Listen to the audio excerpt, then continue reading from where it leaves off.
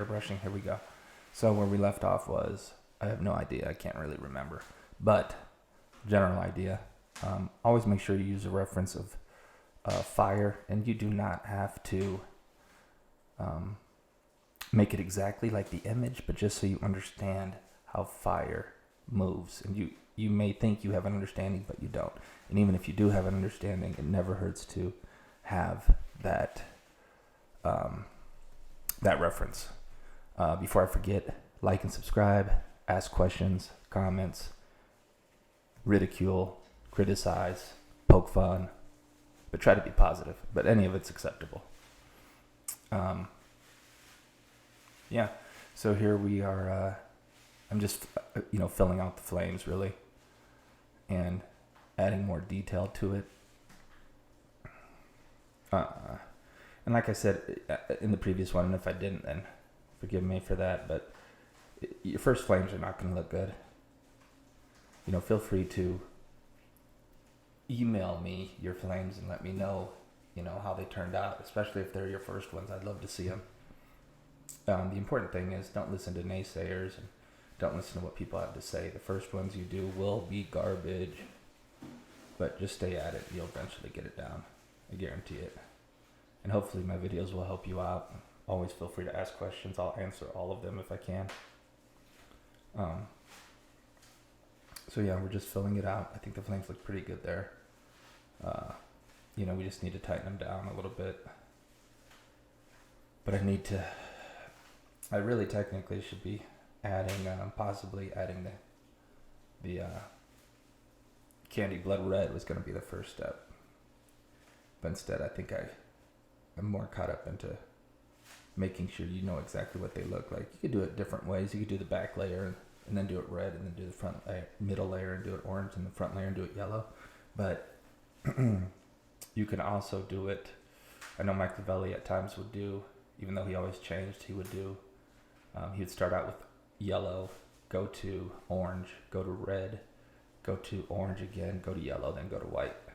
I know that's possible. I've seen you do that way before. You could also do it if you do not want to layer them, because you have to use intercoat with candies. If you're using candies, or else they'll bleed. So you have to do intercoat in between each color change, or else it's not going to work. The colors will bleed together. So what you could do is, if you wanted to bypass it, it is possible. I've seen it, and I've done it myself.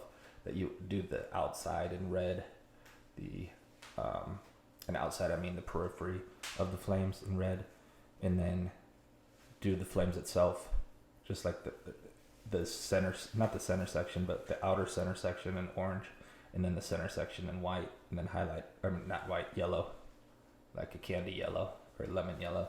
The reason we use candies is for the added depth. So you could have those layers because it's truly translucent. And so you want to have every one of those layers showing.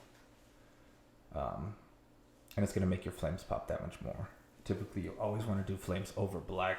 You can do it on white, but then even then you want to add black to the background to make it look like it's charred. And you could do flames on other items too. And we could talk about doing all red flames and all like purple flames or green flames, because the colors, the only thing that changes is the colors. But once you get the body of the flames, like once you know you could do flames like in white, just black and white, then you could start thinking about color. So what are we doing here in the video? Let me get back to things. Just still filling it out. And when we build these up, we're going to start in the back. And so the first layer you lay that's really sloppy, it's just the background of the flame. And as you tighten them down and they get more detailed, that's going to be the forefront of the flame, if that makes sense. And the closer the portion of the flame and the hotter, the whiter it is. And so you could have almost an all orange and red flame with hardly any white or no white at all, but just means that it's a super, super cool fire. I guess that'd be an oxymoron, but whatever. Excuse me. What else? Where are we at?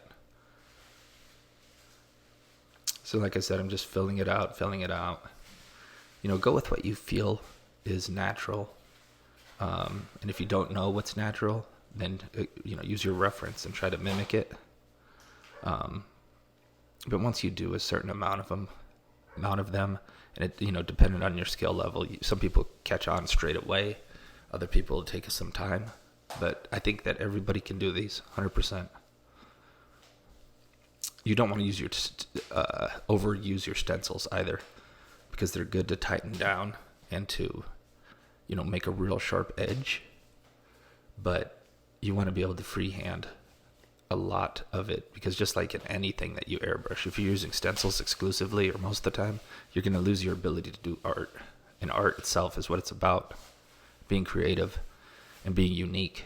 No one wants a Harley that's looks like everybody else's. If they're having it custom painted, they want a custom job that's one of a kind. They don't want a job that everybody else has. What's the point of that even? And if you're still watching this video and we're 6 minutes in, God bless you. And hopefully, you could tell me, like, hey, man, you ramble too much, or why don't you be quiet while you do the painting, or explain what you're painting more and stop talking about all these other things. But like I said, this is my first tutorial, so bear with me. Everything will get better in the future. The content, the lighting, the presentation, all of it. The reason I know this is because I'm doing it. So